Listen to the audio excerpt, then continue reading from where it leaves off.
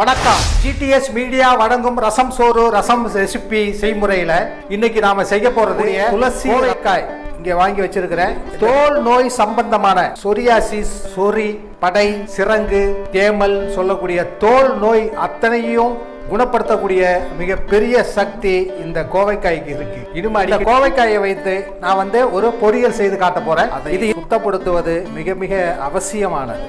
இப்போ கழுவிய இந்த கோவைக்காயை ஒரு பாத்திரத்துக்கு மாற்றி அதை நறுக்கி எடுக்க போகிறோம். இப்போ இந்த கோவைக்காயை பொடியாக நறுக்கி வெட்டி எடுத்துக்காய நல்ல குறுக்கு வாட்டத்தில் இப்படி நறுக்கிக்கிங்க. அவியல் முறையில் நாம் வேக வச்சு எடுக்க போகிறோம். அதுக்கு இட்லி தட்டில் இப்படி கோவைக்காயை பரப்பி விட்டுருங்க. கோவைக்காயை இப்போ நம்ம வேக வச்சு எடுக்க போகிறோம்.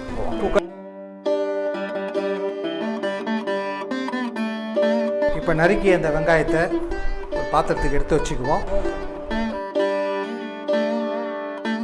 வெங்காயம் இப்போ ஒரு தட்டுக்கு மாற்றிக்குவோம்.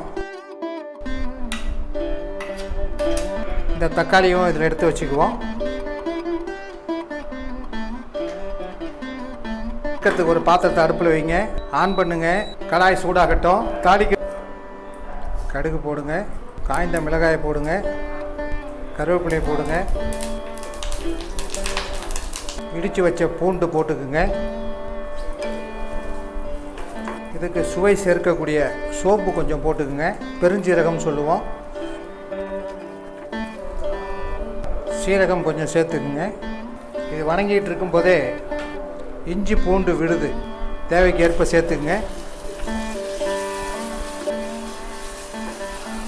நறுக்கி வச்ச வெங்காயத்தை சேர்த்துக்குவோம். அடுத்து தக்காளியை சேர்த்துக்குவோம்.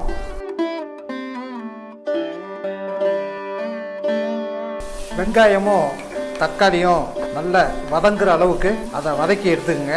தக்காளி வெங்காயம் நல்லா வதங்கிக்கிட்டு இருக்கு.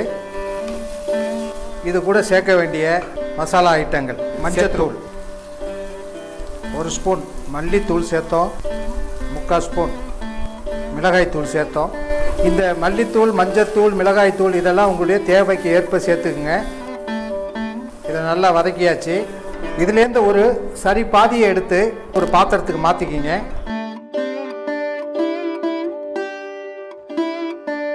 இந்த மசாலாவை மிக்சியில் விட்டு சர்றன்னு ஒரு சுத்த போகிறோம்.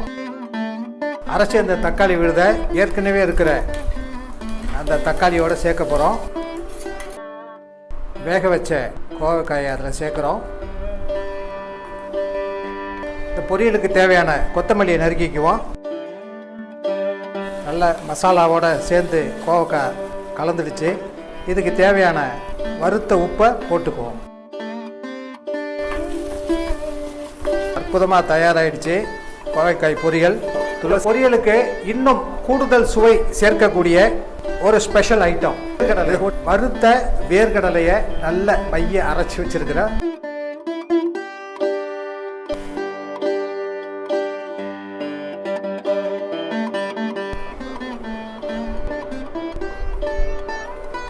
ரெடி. நல்ல ஆரோக்கியமான கோவைக்காய் பொரியலை பார்க்குறீங்க.